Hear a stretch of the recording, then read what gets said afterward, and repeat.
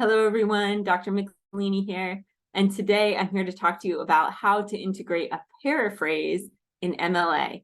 If you don't know what that is, don't be scared. It's related to citing a quote, but it's a little bit different, okay? So now you've tried out your works cited page, you've integrated a quote, and now we are ready to move on to paraphrasing, okay? So I'm going to go ahead and share my screen, and you'll recognize our slideshow as usual. Okay, and this is just another way of giving credit to the author for the work that you are including in your own paper.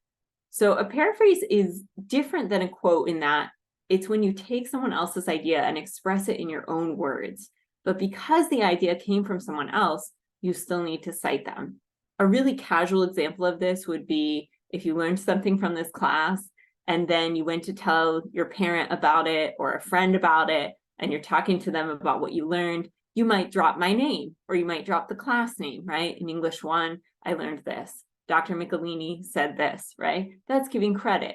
You're not verbatim saying what I said, like you're probably not getting a quote from me and repeating it. You're putting it in your own words, right? You're explaining what you learned. That's paraphrasing, okay? And you still need to cite because it wasn't necessarily your original idea, right? It's somebody else's. Okay, so let's say we want to work with that same quote that we did in the quoting video from last time.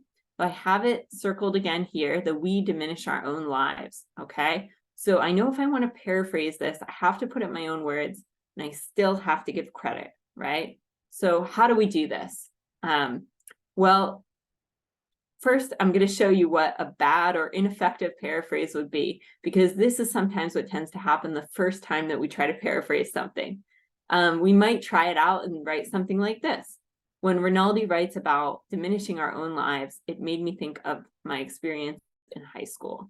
Okay, now the problem with this paraphrase is that it's not actually in my own words.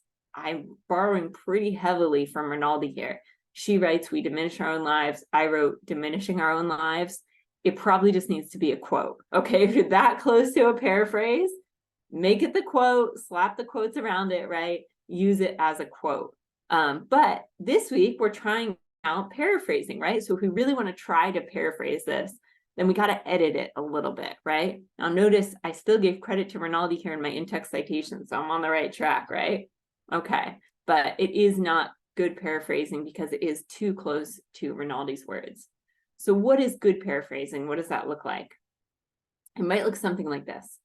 When Rinaldi writes about missing out on experiences because of being afraid to suck at something, it made me think of my experience in high school. Okay, this is better because it's putting it in my own words. And the really cool thing about paraphrasing is that you are expressing something by saying it in your own words and showing that not only did you read the information, but you digested it.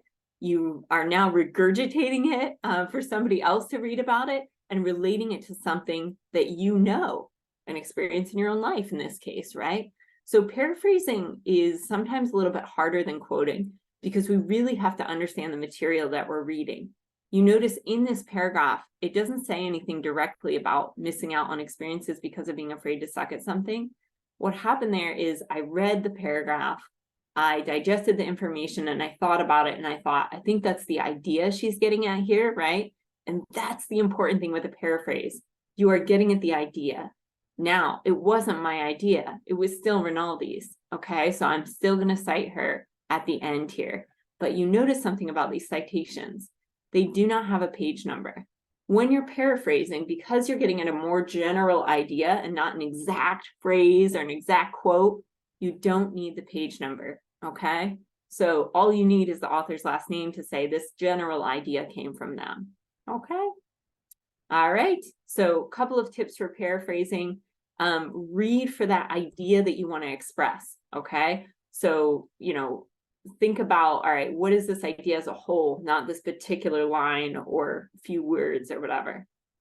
My second tip is don't look at the page or quote when you are trying to paraphrase it, okay? Because the hard thing about that is you usually feel like the author said it best. Like you're like, they said it so well, I just need to quote them, okay? So minus that screen on your page, put your book away, whatever you have to do.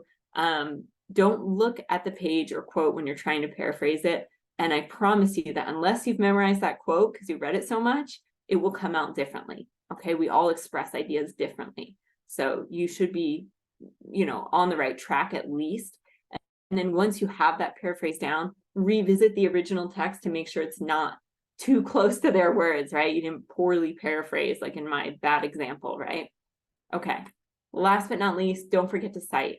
Because the idea is not your own, you don't need to cite it, but you do need to cite it, excuse me. You do not need a page number, okay? So cite the author's last name, don't need a page number. Okay. So one question that usually is burning at this point is, well, how do I know in general, right, when to use a quote and when to use a paraphrase? So we know we're trying out paraphrasing in the class this week, but like when I go to write other papers for this class or other classes, how do I know when to use paraphrasing or quoting? So here's some general tips. Paraphrasing is best when you're writing broadly about the ideas of an author that are not limited to one sentence or phrase. They're also really helpful for when you're trying to write the paper in your own words as much as possible. Again, this shows further integration of knowledge, further understanding, because you have to understand it to be able to write about it in your own words. So that's usually a win-win, okay? You're showing that you understand, that you can fully integrate the knowledge acquired from this text. Quoting is best, though, if you have an exact phrase or terms you're using from the author. Let's say they coined a term, right? Like the green-eyed monster. Shakespeare coined that term, jealousy, right? The green-eyed monster. And you want to use that, you might put it in quotes because you're citing an exact phrase that he came up with, right?